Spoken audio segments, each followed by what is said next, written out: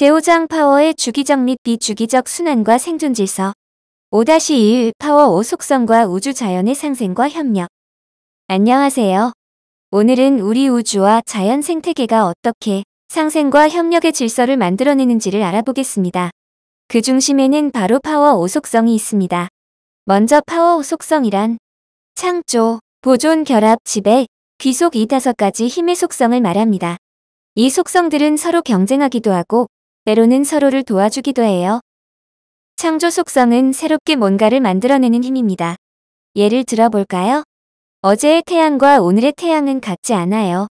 매년 무궁화가 새롭게 피어나는 것도 마찬가지입니다.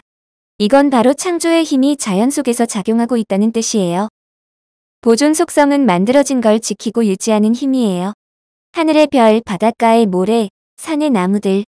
어느 하나도 똑같은 게 없죠? 다 다르다는 건 각자의 고유한 정체성이 있다는 뜻이고, 그건 이 보존 속성 덕분이에요. 그런데 자연은 혼자 살아가지 않아요. 소나무는 무리를 이루고, 얼룩말도 떼치어 다니고, 별들도 모여서 성단을 만들죠. 이런 집단적인 생존 방식은 보존 속성이 잘 작동하고 있다는 증거입니다. 그리고 중요한 게 또 있어요. 바로 결합 속성이에요.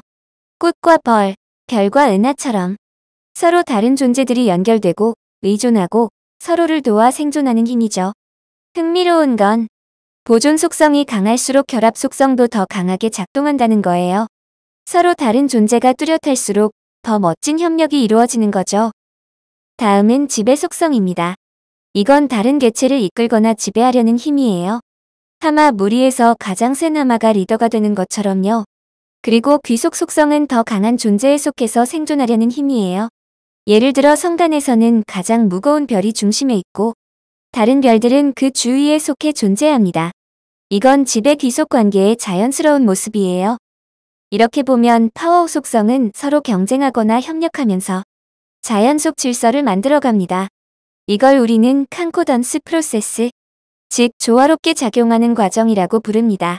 결국 자연은 겉으로 보기엔 경쟁처럼 보여도 그 본질은 함께 살아가는 것이에요.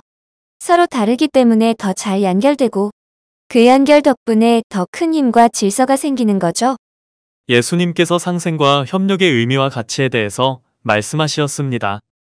하나는 완전의 개념이며 조화를 뜻한다. 천지창조에서 밤과 낮, 하늘과 땅은 상생과 협력이므로 이는 하나를 의미한다. 즉, 하늘과 땅은 나뉘는 것이 아니다. 상생과 협력은 조화이다. 그러나 둘은 나뉘는 것이며 부조화를 의미한다. 부조화는 깨어지는 것, 즉 나뉘는 것이다.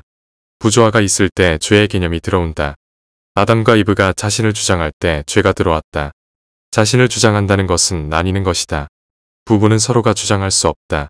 부부는 상생과 협력이다. 라고 하셨습니다. 자연에서는 이런 결합이 순환을 만들어냅니다. 물은 태양 에너지와 만나 수증기가 되고 구름이 되고 다시 비가 되어 내립니다. 지구는 태양의 인력과 지구의 인력이 어우러져서 돌고 있죠. 이런 모든 순환은 결국 파워의 결합에서 비롯된 거예요. 그리고 이 모든 파워 결합은 바로 빅뱅 이후 우주에 주어진 생명의 힘에서 시작되었죠. 예수님께서 우주와 자연 생태계에서 칸코던스 프로세스의 역할에 대해서 말씀하시었습니다. 상생과 협력의 동태적 프로세스인 칸코던스 프로세스는 자연의 생태계의 자생적 생존 능력을 만들어낸다. 예로서 다양한 개체로 구성된 자연 생태계는 자생적 생존 능력이 있다. 어떤 식물은 우기에 많은 물을 자신의 체내에 저장하였다가 갈수기에 그 물을 밖으로 내어 놓음으로써 다른 식물로 하여금 생존하게 한다. 어떤 식물은 습지를 좋아하고 어떤 식물은 건조한 곳을 좋아한다. 또한 어떤 식물은 양지 바른 곳을 좋아하고 어떤 식물은 음지를 선호한다. 그러나 각 식물들 간에는 생존 영역 확보를 위한 경쟁을 한다. 인간이 경작하는 밭이나 논이 식물은 독립적으로 존재하므로 칸코던스 프로세스가 없어 가뭄에 제대로 견디지 못한다. 공중의 새들이나 지상에 있는 동물도 칸코던스 프로세스를 유지하고 있다. 인간은 흔히 천적반이라고 하는 것은 현상적 측면에서 이야기한 것이고 실제로 이들은 공생관계에 있다. 예로서 하마와 악어는 물에서 공존한다. 사람이 특정 음식을 기피하는 것과 같이 동물 간에도 이러한 현상이 있다. 예로서 악어는 하마를 먹이로 기피한다. 라고 하셨습니다. 5-2 파워 5속성과 파워 수명주기 개념과 역할. 이번에는 우주와 자연의 생명들이 어떻게 태어나고 성장하고 결국 소멸하는지를 다루는 파워 수명 주기에 대해 알아보겠습니다. 1. 파워 수명 주기란 무엇인가요? 모든 것에는 시작이 있으면 끝이 있습니다. 예를 들어 우주의 별과 행성은 물질과 에너지가 만나서 태어나고 자라나고 완전한 상태로 성숙한 다음 언젠가는 사라지게 됩니다. 자연 속의 생명체도 마찬가지예요. 씨앗이 싹을 틔우고 자라서 꽃을 피우고 열매를 맺은 뒤 시들어가듯 우리 인간도 태어나 자라나 어른이 되고 노년기를 거쳐 생을 마감합니다. 이 모든 흐름을 우리는 파워 수명 주기라고 부릅니다. 2. 파워 수명 주기의 예시. 별은 탄생, 성장, 성숙, 소멸합니다. 지구는 사계절을 한 주기로 움직이며 생명을 순환시켜요. 달은 한 달을 주기로 변합니다. 사람은 탄생, 성장, 성숙, 노년, 소멸의 주기를 지닙니다. 이처럼 모든 존재는 자기만의 리듬, 자기만의 순환 주기를 가지고 살아갑니다. 이 주기를 잘 따라갈 때 각자는 자기 정체성에 맞는 역할과 목적을 다할 수 있어요. 예를 들어 연어는 강에서 태어나 먼 바다로 갔다가 몇 년 뒤 자신이 태어난 그 강으로 되돌아옵니다. 이것이 바로 연어의 수명 주기이고 그 순환 속에서 연어는 자신의 생명을 완성하는 거예요. 3. 파워 수명 주기는 어떻게 만들어질까요? 우주의 모든 존재는 혼자 존재할 수 없습니다. 서로 연결되고 영향을 주고받으며 살아가죠. 이걸 우리는 파워 결합이라고 합니다. 이 파워 결합은 단순히 붙어 있는 것이 아니라 창조, 보존, 결합, 지배, 귀속이라는 5가지 파워 속성이 함께 작용할 때 비로소 강하게 연결되고 그 안에서 생명이 태어나고 자라납니다. 만약 이 5가지 힘이 균형 있고 조화롭게 작용한다면 우리는 그것을 칸코던스 프로세스, 즉 조화로운 생명 순환의 과정이라고 부릅니다. 그런데 생명이 자라는데 방해가 되는 것도 있어요. 바로 엔트로피입니다. 무질서, 피로, 정체. 쉽게 말해 생명력을 떨어뜨리는 힘이에요. 이 엔트로피가 너무 많아지면 자연이 스스로 생명을 복원하지 못하고 결국 생명은 사라지게 됩니다. 반대로 자연이 스스로 정화하고 회복할 수 있다면 생명은 계속해서 순환하며 살아날 수 있어요. 4. 속성별로 보면 어떤 일이 생길까요?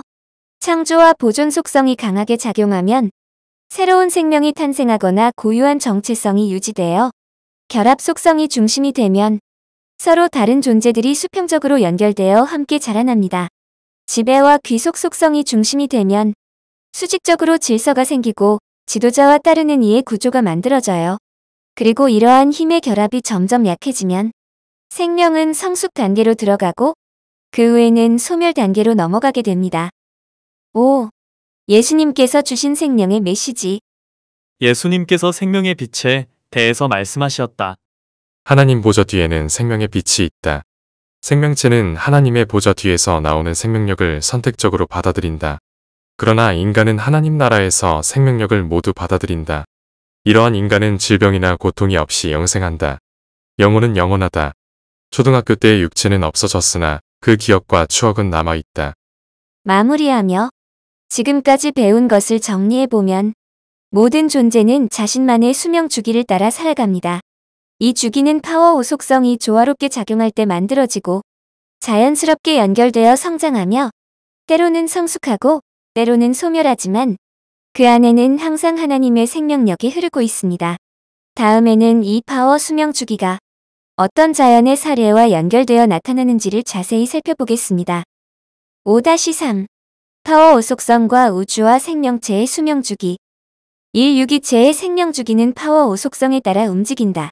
자연에 있는 모든 생명체는 태어나고 자라고 나이 들고 죽는 과정을 거칩니다. 이 과정을 우리는 수명 주기라고 부릅니다. 그런데 이 수명 주기에는 보이지 않는 힘들이 작용합니다. 그 힘이 바로 파워 5 속성입니다. 이 5가지 속성은 창조, 보존, 결합, 지배, 귀속입니다. 예를 들어 우리 몸의 세포가 새로 생기는 건 창조 속성 때문이고 잎은 잎답게 뿌리는 뿌리답게 다르게 자라는 건 보존 속성 덕분입니다. 세포끼리 서로 연결되는 건 결합 속성. 그리고 어떤 세포는 중심이 되고 어떤 세포는 그걸 따르는 구조가 만들어지는 건 지배와 귀속 속성이 작용하기 때문입니다. 이렇게 모든 세포는 파워 5 속성에 따라 움직이며 살아있고 이 작용이 활발할수록 물질 대사도 잘 되고 생명력도 더 강해집니다. 이 세포 간 교란과 엔트로피. 하지만 세포들이 서로 주고받는 에너지나 정보가 흐트러지면 어떻게 될까요? 바로 엔트로피가 높아지게 됩니다. 엔트로피는 무질서입니다. 세포가 무질서해지면 물질 대사가 안 되고 결국 죽음으로 이어집니다. 즉, 유기체의 수명 주기는 이 파워호 속성이 얼마나 잘 작용하느냐에 따라 달라진다고 볼 수 있습니다. 삼별의 수명 주기도 마찬가지입니다. 지구의 생명체뿐 아니라 우주의 별도 마찬가지입니다. 우주에 떠다니는 먼지나 기체 성간 물질은 파워호 속성 중 창조와 보존 속성의 작용으로 별의 씨앗, 원시별이 됩니다. 그 중에서 가장 무겁고 중심이 되는 것이 핵이 되고 다른 성간 물질이 주위로 결합하면서 하나의 별이 태어납니다. 결합과 지배, 귀속 속성이 이렇게 별의 구조를 만들어내죠. 별이 태어난 다음 수축과 팽창을 거듭하며 성장합니다. 이때 파워 5 속성이 능률적으로 작용할수록 성장도 빨라지고 에너지도 잘 모이게 됩니다. 하지만 별도 언젠가 수소가 다 타버리면 엔트로피가 높아져 생명력은 줄고 결국 소멸하게 됩니다. 사순환은 주기적 또는 비주기적이다. 이렇게 파워는 형성, 성장, 성숙, 소멸 단계를 반복하면서 하나의 수명 주기를 완성합니다.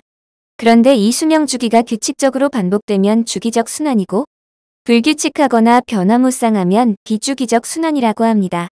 우리가 보는 사계절이나 달의 변화는 주기적 순환에 의합니다. 요약 정리해봅시다. 유기체와 별 모두 파워 속성에 따라 생명 주기를 갖습니다. 세포나 별의 성장은 창조, 보존, 결합, 지배, 귀속의 상호작용 결과입니다. 엔트로피가 증가하면 이 생명 순환이 끊어집니다. 순환은 주기적이거나 비주기적이며 우주 질서와 생명에 영향을 줍니다. 예수님은 이 질서를 하나의 조화로 보셨고 그 깨짐을 죄로 경고하셨습니다. 예수님께서 우주의 존재 질서에 대해서 말씀하시었습니다. 별과 지구는 서로 존재하기 위함인데 별이 멀어지는 것은 존재 질서의 파괴로 인한 것이다. 별이 멀어지는 것은 인간의 타락으로 창조의 질서가 깨어지는 것이다. 진화론을 모르고 가르치는 것은 죄이며 확신을 하고 가르치는 것은 죄악이다. 라고 하셨습니다. 5-4. 엔트로피와 파워의 순환 우주의 질서 이야기. 우리가 살아가는 우주와 자연이 어떻게 순환하고 움직이는지, 그 안에서 파워라는 힘이 어떻게 반복되거나 깨지는지를 함께 알아보겠습니다. 주기적 파워 순환이란? 먼저, 주기적 파워 순환이란 게 뭘까요? 쉽게 말해, 어떤 힘이나 생명력이 규칙적으로 반복되는 과정을 말합니다. 예를 들어, 지구는 사계절을 반복하죠? 봄, 여름, 가을, 겨울이 매년 돌아옵니다. 또, 연어는 태어난 강에서 먼 바다로 갔다가 다시 그 강으로 되돌아오기도 하죠. 이런 게 바로 주기적 파워 순환입니다. 이 순환은 단순한 반복이 아니라 생명이 다시 태어나고 자라고 결실을 맺고 쉬는 재창조의 과정을 포함합니다. 완전 기능 순환이란? 우주의 모든 것은 이처럼 작은 순환이 더 큰 순환 속에 포함되어 있습니다. 예를 들어, 식물은 지구의 사계절 안에서 자라고, 지구는 태양계의 순환 속에서 움직이고, 태양계는 더 큰 우주의 순환 속에 있습니다. 이렇게 모든 것이 서로 연결되어 규칙적으로 움직이는 것, 이걸 완전 기능 순환이라고 해요. 이 완전 기능 순환 덕분에 우주는 138억 년 동안도 질서를 유지해온 거죠. 그런데 왜 문제가 생길까요? 문제는 이 순환이 항상 유지되지 않는다는 것이에요. 우주에는 엔트로피라는 개념이 있는데 이건 무질서의 정도를 뜻합니다. 엔트로피가 너무 많아지면 질서가 깨지고 순환도 불규칙해지며 생명이 약해집니다. 그럼 어떻게 될까요? 계절이 망가질 수도 있고 연어가 돌아올 길을 잃을 수도 있습니다. 이렇게 비주기적 파워 순환이 일어나면 생명이 재창조되지 못하고 존재의 목적도 이뤄지지 못하게 됩니다. 하지만 희망은 있습니다. 우주와 자연에는 자기 정화 능력이 있어요. 무질서가 너무 심해지면 스스로 질서를 회복하려는 힘이 작동하는 거예요. 이걸 통해 다시 생명력은 살아나고 파워는 주기적으로 순환하게 됩니다. 예수님께서는 생명에 대해 이렇게 말씀하셨습니다. 기존 학설은 보존성에 근거한 생명을 다루고 있으나 유기적 관계 속에서 생명을 정의하고 가치를 다루어야 한다. 생명체는 자신의 고유한 목적을 가지고 있다. 즉, 생명은 그저 유지되는 것이 아니라 서로 연결되고 서로 도우며 목적을 가지고 살아가는 것이다. 라고 말씀하셨습니다. 우리는 여기까지 우리는 엔트로피와 순환의 관계를 배웠습니다. 다음에는 파워의 방향과 크기가 어떻게 생기고 우리가 어디로 나아가야 할지를 함께 생각해 보겠습니다. 우주와 자연 생태계에서 개체는 자신의 정체성 구현이나 생존을 위해 생존 프로세스를 기반으로 파워를 창출합니다. 파워는 벡터로서 방향과 크기를 가집니다. 예수님께서 우주 에너지와 순환에 대해서 말씀하시었습니다. 우주 전체 에너지는 일정하다. 우주가 확장되는 것은 우주 부피가 확장되는 것이며 에너지 밀도는 낮아진다. 우주는 한 점에서 시작되어 순환한다. 하나님은 모든 것의 근원이며 악도 우주의 순환에 필요한 것이다. 하나님께서 창조하신 것은 소멸은 없으며 다른 것으로 변환을 뜻한다. 시작이 있다는 것은 끝이 있으며 우주의 순환에서 볼 때 우주는 다시 새로운 한 점으로 수렴하며 이 경우 이 한 점은 우주의 모든 에너지를 자기장에 의해서 가두어 두고 있다. 일정 조건이 일어날 경우 이 한 점은 새로운 우주 탄생의 시작점이 되며 이때 우주는 이전 것과는 다른 우주이다. 성경의 새로운 천년의 의미를 새겨보라. 라고 하셨습니다. 5-5 파워 5 속성 기반 파워 방향과 크기. 이제 파워의 방향과 크기에 대해 이야기해 보겠습니다. 1. 파워의 방향 어디로 작용하는가? 먼저 파워는 방향과 크기를 가진다는 점에서 벡터입니다. 쉽게 말하면 힘은 어느 방향으로 얼마나 세게 작용하는가를 말한다는 거예요. 예를 들어볼게요. 총을 쏘면 총알은 총구가 향한 방향으로 날아갑니다. 야구공도 방망이를 휘두른 방향으로 날아가죠. 이게 바로 파워 방향이에요. 자연에서도 마찬가지예요. 태양빛, 바람, 물의 흐름 등 자연이 만들어내는 힘도 방향이 있습니다. 그리고 이 힘의 방향은 어떤 성질의 힘들이 결합되었느냐에 따라 달라지죠. 이때 작용하는 성질이 바로 파워 속성이에요. 파워 속성은 각각의 특성을 지니고 있고 때로는 단독으로 때로는 서로 결합해서 작용해요. 이 중 가장 중심이 되는 속성을 우리는 지배적 파워 속성이라고 부릅니다. 이 지배적 파워 속성이 파워의 방향을 결정짓고 나머지 속성들은 이를 보조합니다. 2. 파워는 왜 달라지나요? 환경과 엔트로피. 파워가 어떤 방향으로 작용할지는 단순히 외부 힘만이 아니라 우주나 자연이 얼마나 질서 정연한 상태인가, 즉 엔트로피 수준에 따라 달라져요. 엔트로피가 낮을 때는 자연이 잘 정돈된 상태이고 이때는 생명력이 활발해서 자신에게 맞는 파워 속성을 선택할 수 있어요. 이때 생겨나는 힘은 완전 기능 파워입니다. 이 힘은 다른 존재들과 협력하고 조화를 이루는 방향으로 작용하죠. 반대로 엔트로피가 너무 높으면 자연이 혼란스럽고 정화도 어려워집니다. 이때는 생명력이 약해지고 자신의 본질을 잘 표현하지 못해요. 그래서 부분적인 힘만 작동하고 우리는 이를 불완기능 파워라고 부릅니다. 이 힘은 오히려 혼란을 만들기도 하죠. 3. 회귀 특성에 대해 파워는 어디로 돌아가나요? 이 모든 파워에는 공통된 특성이 있습니다. 바로 회귀 특성, 다시 말해 원래의 상태로 되돌아가려는 경향이 있다는 거예요. 이건 우리가 우주가 순환한다고 이야기하는 것과도 닿아 있습니다. 모든 존재는 처음 출발한 자리로 돌아가려는 경향이 있고 이 회귀 속에서 자연은 스스로를 치유하거나 다른 시스템의 도움으로 회복하는 과정을 반복해요. 4. 파워의 크기에 대해, 즉 얼마나 영향력이 있을까? 에 대한 것입니다. 이번에는 파워의 크기에 대해 이야기해 볼게요. 파워의 크기는 두 가지 요소로 결정됩니다. 파워 영향력 다른 개체에 얼마나 영향을 줄 수 있느냐. 파워 부피 그 영향이 얼마나 넓은 범위에 퍼지느냐. 예를 들어 고비 사막의 황사가 한국에는 큰 영향을 줘도 아프리카에는 별 영향이 없죠. 이건 그 파워가 작용하는 범위, 즉 관계가 다르기 때문입니다. 파워는 항상 관계 안에서 작용한다는 걸 꼭 기억하세요. 5. 관계와 가치화. 파워는 관계를 통해 연결됩니다.